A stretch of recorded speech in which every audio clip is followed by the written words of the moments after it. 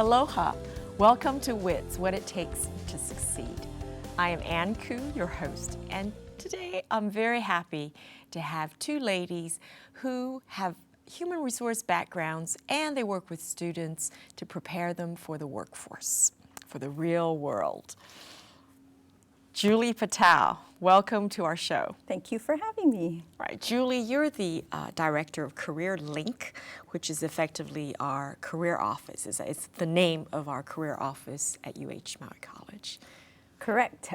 We are located at Kalama Building on Upper Campus area on the second floor. And so we help all of our students here at the campus with career readiness skills, job preparation skills such as building and developing their resumes, cover letters, practicing mock interview skills so that our students aren't so nervous when they're actually stepping into an interview.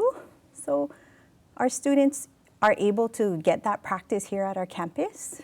Wonderful. And so this is open to anybody that studies here. Exactly. And how do they find jobs? Do they have to go to your office? Well, they can. We also have a wonderful Facebook account, uhmc.careerlink, in which students are welcome to like our page. Most of our postings are readily updated through our Facebook page, but we also have a Job Center online database.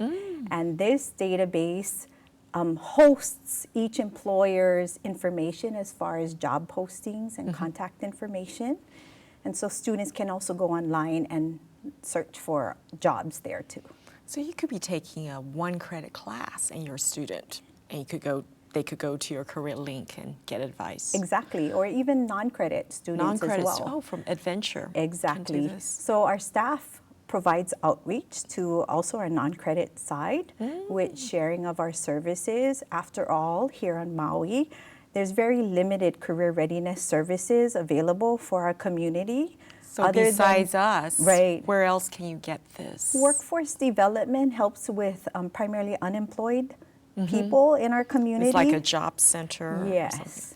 But here at our campus, we make ourselves available for anyone who might come through our door, prioritizing our students' needs first, obviously. That's so important. When I was in college, I didn't even know there was a career office. Can you believe that? I've never visited one. I think it's because I was going to go to grad school. But in grad school, that's when I became aware because I needed a job. And I noticed that all the companies came to, or were advertising at the career office. But I never thought of asking for help in terms of doing my resume or writing a cover letter. Good segue, because we also help our alumni, and we actually have an alumni link to help our students who may have graduated a while ago and maybe they're going through a transition period where they'd like to obtain higher skill levels, either return back to school to get a bachelor's degree or a higher master's degree. And so we do service our students that are returning. Oh, that's wonderful. Yeah. Do they know this? I hope they know this. Well, I think by meeting with you, we'll hope that our community can be aware of these services that we provide. We also have students who have never experienced higher education or just getting another type of education other than high school. We do have a lot of certificate programs as well for people to come back and become retooled, and we can help them as well. So it's a great opportunity to help our community with seeking different dreams that they might explore into. Yeah. I'll give you an example. Yes, please. I had a student that graduated 2 years ago, and he was from Lahaina, who was a non-traditional student. And what I mean by a non-traditional student is someone who has not entered, college or higher education immediately after high school. So as he returned to campus, he then did an internship through my cooperative education course, which later led to increased pay. He was actually a janitor at a school. And after completion of his associate degree in business technology, information processing, he later applied for a clerical job there. So from janitor to clerical, and he did this he's probably in his 40s, But just to see him grow through that 2-year process of obtaining his associate degree was phenomenal, to see how much confidence he had gained.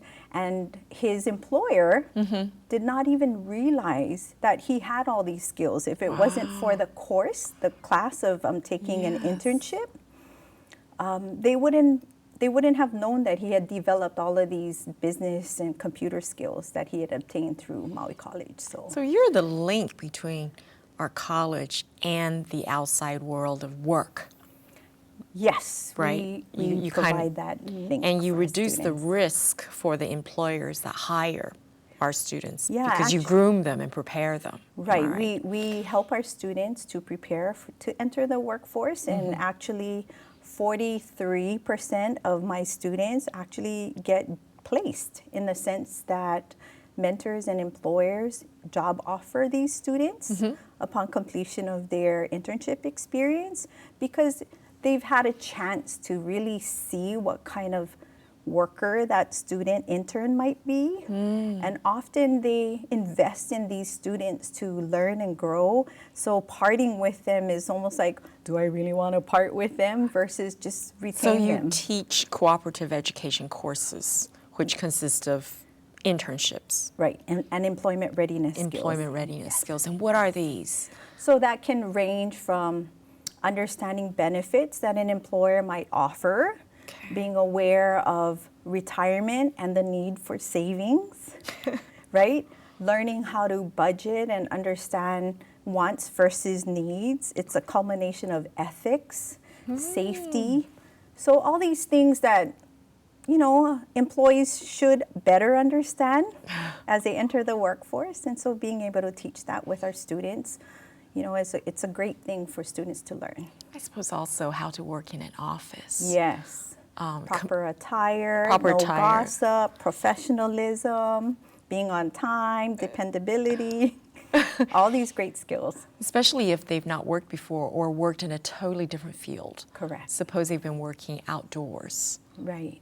And then here they're coming into the office, a whole different set of etiquette and unwritten rules. Yes. How do you explain unwritten rules? That's such a great question. I'll give you examples of students who may be right out of high school.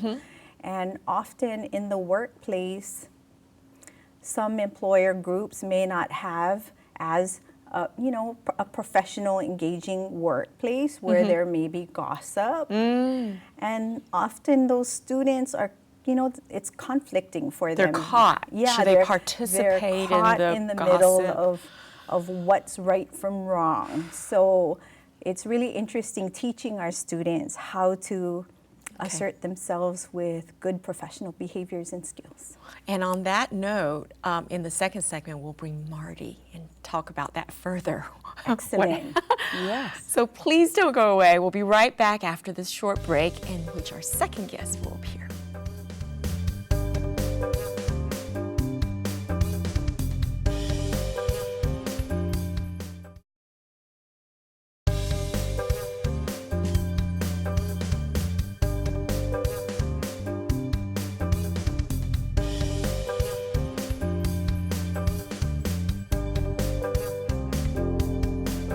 Hello, welcome back to WiTTS. Now I have my second guest, Marti Wukelic. You said my last name right. That makes me I've so been happy. practicing. Right there, off the top. Marti is the director of our Lahaina Education Center, and you came from the private sector, Yes. where yes. you had managerial experience, HR. Tell us a little bit about that. Be happy to. I've been at, where do I work? I've been at UHMC for 15 years at 2 different outreach centers, which I'm sure we're going to talk about for a minute. But the bulk of my career was in the private sector, mostly the hotel industry, some independent restaurants and retailing, way back many years ago, advertising, but management through most of my work life, food and beverage, and then most recently, the last, I'd say 15 years before I went into the outreach center thing. The outreach center. I was human resource director. I was a training manager, so I was very into job skill training, and then through that I got into human resource, to become a human resource director. It's sort of funny because when I was in food and beverage, it was me and a bunch of guy managers, and they hated all that training stuff, so I ended up doing training for all of their departments, and then lo and behold, 15 years later, I end up Being an educator. being an educator, yeah. So it just sort of was serendipity how it all happened. And how is what you do now different from, like, just, I mean, people think about on-the-job training. Why do you need an extra separate training or, separate education? Why isn't on-the-job training good enough? Well, that's a really good question. That I'm impressed. That's an excellent question, because looking at it from an academic perspective, I think the answer would be it depends on the courses that you're teaching. You like if you're teaching English or history or biology, it has to do with overall knowledge. But when I teach, and primarily my job is to manage an outreach center, but I do teach, and I'll teach either marketing or management or business. So when I teach those sorts of classes, in my mind, it's sort of an extension of on-the-job training. So it's very similar. They could use it right away. Yes. Yeah, particularly if they're part-time workers or they have a job on the side, would you say? Rather than yes. wait until they graduate, they could use it right away. Yes, I hadn't really thought of it that way, but that's a really good point. So I'm learning from this experience already. Something that Julie and I were talking about, and you may come to regret putting Julie and I on the same show because we could go on for days. But something that we were talking about earlier is what's different for me coming from the business world is I don't think of, okay, I'm going to get this person to get their degree and then we're Patao, we're done. I think of, okay, they're going to get this degree, and then what? What's going to happen next? How is this going to prepare them for wherever they go next in their lives? And back to the sort of subjects that I'm more familiar with, management, et cetera, it's that kind of ongoing preparation where I know that we're not the end. Right. We might not see them again, but they're going on to their lives, and we hopefully had better have given them some kind of skills to make them do it well. But they might come back and get retrained or pursue another degree or get a certificate. Sure. I mean, we talked about this in our lifelong learning episode, coming back and this iterative process. Well, interestingly, I just audited an art class just because I like the teacher, I like art. And you're a lifelong learner, yes. I'm sure. It was, first of all, a very humbling experience because I think that all of us teacher types should take classes because I realized what we put our students through. Thoroughly enjoyed it, and I did just audit it because I had to get on with life. So that was a really enlightening experience. Also, I teach. In our college we have a category called Interdisciplinary Studies, IS. And one is for job skills, one is for life skills, understanding college. And previously, I'd been teaching early admits, which are what we call high school students taking their first college class. I taught early admits in job interviewing skills from Lahaina Luna High School. And our wonderful new chancellor came in, found out I did that, and said, "Can you pick up a class?" He said this to me like 3 weeks into the semester, and I said, "Sure." He said, "Great, can you start in a couple weeks?" And I'm like, ah. So I, in the middle of the semester, developed an IS class for early admits from Lahaina Luna High School, so I'm teaching that right now. It's like custom tailoring. Kind of, yeah, kind of. But in the real world, you have to be like that too, right? The private sector true. mentality. You can't That's say, true. "Oh, I need more time to prepare. I need forms to fill out. Wait till next year." You just do it. Especially in the hotel industry or the restaurant industry, it's sort of like doing it on the run. That's how it works. So I want to ask you a little bit about the remoteness. We're here to serve not just Maui Island, but also the other islands, and not just Kahului, but the other locations. Hana, you were at Hana, you were director at Hana. How can we do this? Thank you for acknowledging that. Maui County is a 3-island county, and we serve 3 islands, and I really appreciate you acknowledging that. Molokai is the biggest ed center, And I think, I'm not sure, but I think Molokai has a population, they used to have it of like 7,000 or something.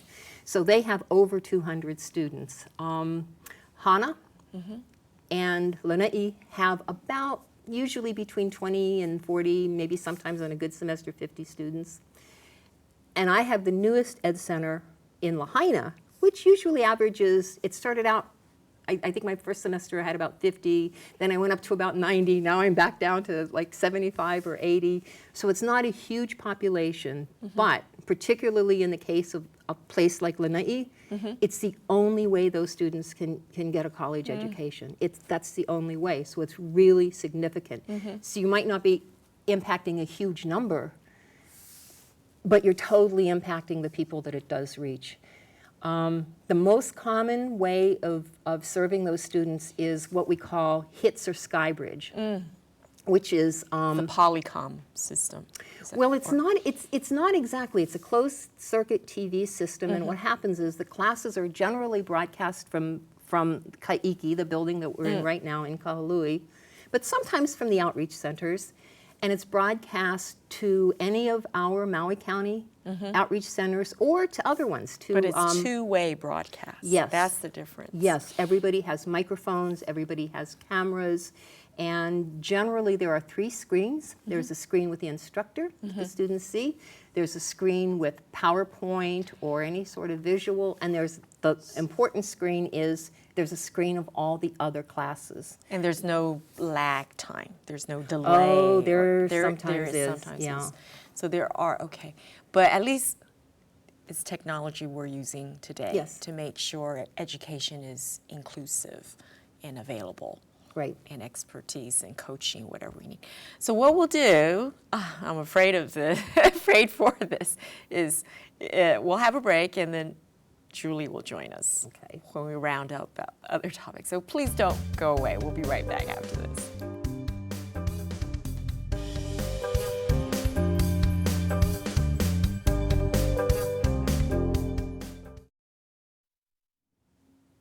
Welcome back to WiTTS. In this final segment, both Marti and Julie are back as a tour de force.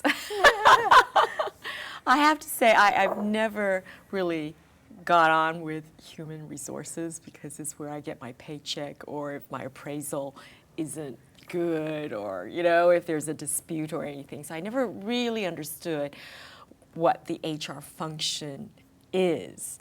But now both of you are my colleagues, and you tell me that you are passing on all your experience of working in the private sector, in different sectors, and hiring people, union, non-union issues and everything. What resonated with me was when you were talking about this student of yours who went from a janitor to a clerk. Since you bring him up, we're talking about non-traditional students, which outreach has many. And her particular student that she was talking about was one of my Lahaina students. Oh. And what Julie doesn't know yet is he was so inspired by what happened with you in the course and like feeling better about himself. He went on to get further classes for his associate's degree, and he's now a teaching assistant. Wow. He's a that's teaching so assistant exciting. now. Oh my She did that. goodness. And I wanted to tell her, and I wanted to surprise her with that. Wow, thanks for sharing that. Yeah. I have to go and hunt him down now. Yeah. So all these cases or stories are so inspiring for people. Do people realize that you can actually invent your own life? You can change your career? I think this gives them a hint, particularly when we're talking about our non-traditional students. And I have that other non-traditional student that you helped a lot. Once they try and they take a step and they take that class and they actually pass a college class, it's just this different idea of, oh my God, I did that. Feeling I can do this. confident, Yeah, and yeah. uplifted. That Yeah. wow, maybe I didn't have time for college, and maybe I wasn't in college-bound type of student when I was in high school. But maybe now I'm ready to learn, and I'm serious about how I receive learning. That I'm willing to work harder to do that, and I think when students discover that that's who they are today, it just really boosts their confidence that they can conquer anything. So the college is a place full of people who love to learn, including the teachers. We're here because we love to learn, Yes. right? We learn more when we have to teach. But I suppose one of the things people need to realize, I suppose, is it's not like you come here, you get your degree, you leave, and that's it. You're always welcome to come back, right? Your services are for alumni. And your education center in Lahaina, it's not just for the current students, right? Do you welcome alumni? Sure, we have, like when Donna Brown teaches ocean classes, we often get lifelong learners. But it isn't just them coming back. What happens is it goes on, like maybe their kid's sister comes next time, or we've both had experiences where different generations are taking college at the same time, a mother and a son, you know, so it isn't Right. just whether that individual comes back and takes It's a more whole college. community. But suddenly now it's a family that a has family. college experience, and then that's carried forward. And that's kind of exciting to watch. I'm getting chicken skin just thinking about it. And earlier you were talking about cooperative education and internships. Yes. Can we just explore that a little further? Is that offered in Lahaina as well, or how does that work? Well, it's offered through Maui College, but it's also available for Molokai and Lanai and Hana students, in which I've had a few of them over the past few years. And we use technology to broadcast a course into their home. If not using TV, we use Google Hangout or Skype. So implementing use of current technology to make our classroom works helps all of our students on the outreach centers. Something just going on that, and I had mentioned this to you earlier, our Human Services Department is offering a work practicum over the two-way closed-circuit TV system that we call HITS for the first time. So students in all the outreach centers will be able, human service students will be able to take their work practicum via HITS, like in their own area. So that's a really cool thing. Yeah, it is. So you get supervision from the teacher, but also you have a boss when you are doing your Right. internship. You have a employer / Employer. mentor that will facilitate the learning to ensure that learning objectives are being achieved. That's in alignment with the academic requirement. So this is kind of like you get used to the environment and then you can decide, well, do I want to do this? Right. Whereas the employer is checking you out and seeing the fit. The fit is very important. You know? Did you tell her any of your experience? She has some really, former students have really interesting experience because of their internships. I mean, I have one student who also got hired through the County of Maui wastewater department, and he had come back for 2 different internships to really discover himself. And while doing so, they job offered him because, you know, he was just one of those learners that far superseded their expectation of an employee. You know, he wanted to learn and just wanted to be there. And so internships provide opportunities for students to take advantage and explore whether or not that's what I want to do. Yeah, that's so important because, you know, when I think about how do you get a job? Word of mouth, somebody knows you, right? Or you respond to an ad. Correct. Or you cold call. But, right, if you respond to an ad, it takes time to put an ad in Right. and you review everything.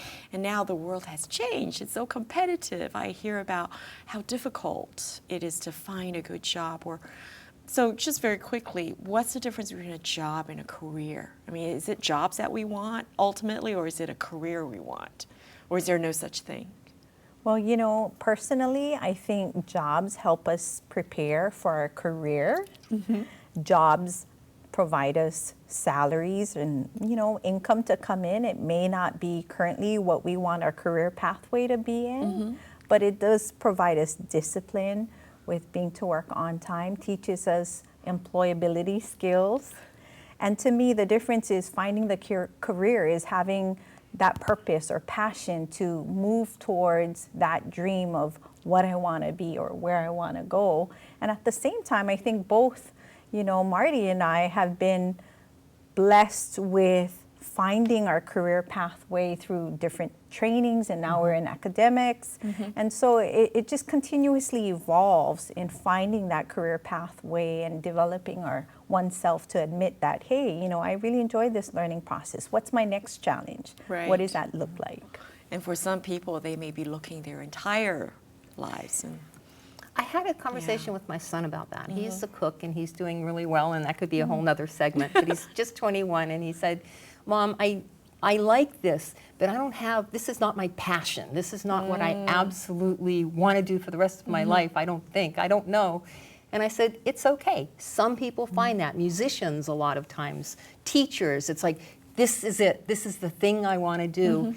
But you don't have to have that. You can look at a path and say, ooh, that might be kind of interesting. Yeah, there's something about that that feels good to me. I'm going to explore it. I'm going to try to do well and learn about it and learn how to do it. So I think that you said it really well earlier. I think there's a general, how would you say that? That you have a line of what you like, and it can take you to different careers, different. It's like that student who may have never used a career center. It's an opportunity for you to learn. Yeah. So opportunities may exist, and it really depends on whether you move forward to take that next step. Yep. wonderful. And I'm sure we're going to talk more about this, but time's up. Thank you very much, Marti and Juli. And please check online our website, maui.hawaii.edu/WiTTS. We have articles, links, and episodes of all other ones that we've done. Thank you very much for joining us. Thank you, Thank Ann. you. Thank you. Thanks, Ann.